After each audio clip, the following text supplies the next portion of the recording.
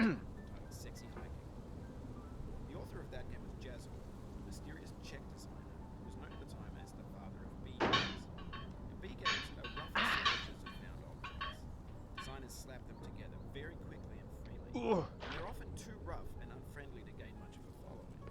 They're built more for the joy of building them than as polished products. In a certain way, Sexy Hiking is the perfect embodiment of a B game. It's built almost entirely in found arts. And it's one of the most unusual and unfriendly games of its time. In it, your task is simply to drag yourself up a mountain with a hammer. But that act of climbing, in the digital world or in real life, has certain essential properties that give the game its flavor. No amount of forward progress is guaranteed. No. Cliffs are too sheer or too slippery. And the player is constantly, unremittingly in danger of falling and losing. Anyway, when you start Sexy Hiking, you're standing next to this dead tree that blocks the way to the entire rest of the game. It might take you an hour to get over that tree. A lot of people never get past it.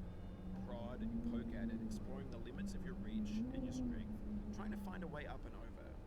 And there's a sense of truth in that lack of compromise. Most obstacles in video game worlds are fake. You can be completely confident in your ability to get through them once you have the correct method, the correct equipment, or just by spending enough time. In that sense, every pixelated obstacle in Sexy Hiking is real.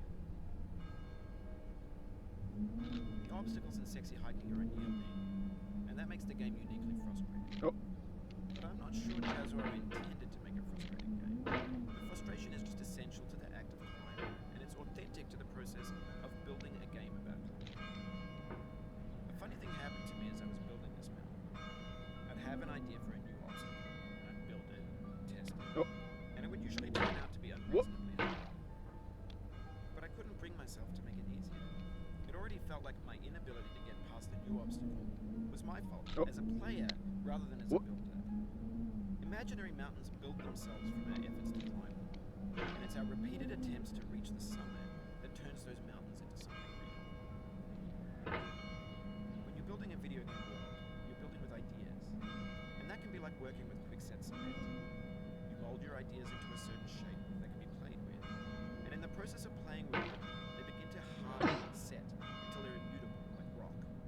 At that point, you can't change the world, not without breaking it into pieces and starting fresh with new ideas. For years now, people have been predicting that games would soon be made out of prefabricated objects, bought in a store and assembled into a world. And for the most part, that hasn't happened, because the objects in the stores are trash. I don't mean they look bad or that they're badly made, although a lot of them are. I mean they're trash in the way that food becomes trash as soon as you put it in the sink. Things are made to be consumed and used in a certain context, and once the moment is gone, they transform into garbage. In the context of technology, those moments pass by in seconds.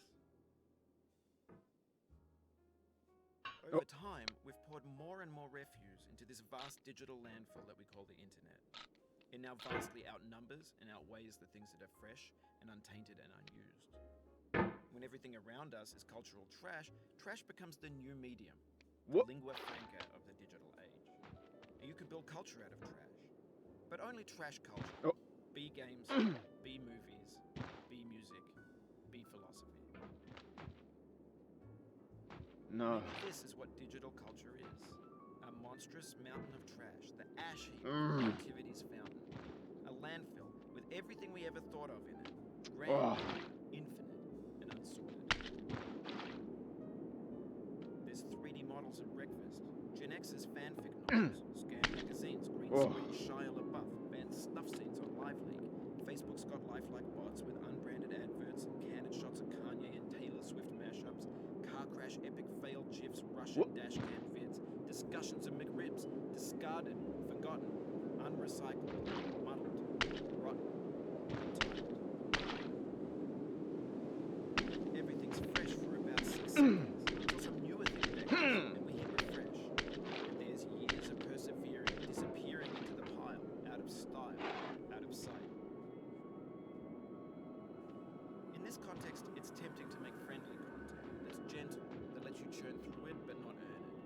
Why make something demanding if it just gets piled up in the landfill, dialed in with the bland things. When games were new, they wanted a lot from you. Daunting you, taunting you, resetting, delaying you. Players played stoically. Now everyone's turned off by that. They want to burn through it quickly. A quick fix for the fickle, some tricks for the clicks of the feckless. But that's not you, you're an acrobat. You could swallow a baseball bat. Now I know, most likely you're watching this on YouTube or Twitch, while some dude with 10 million views does it for you. Like a baby bird being fed chewed up food. That's culture too. But on the off chance that you're playing this, what I'm saying is, trash is disposable, but maybe it doesn't have to be approachable. What's the feeling? Are you stressed? I guess you don't have it if you got this far, feeling frustrated. It's underrated.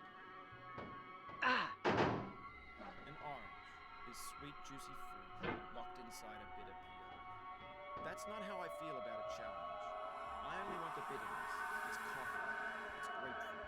It's licorice. What? It feels like we're closer now.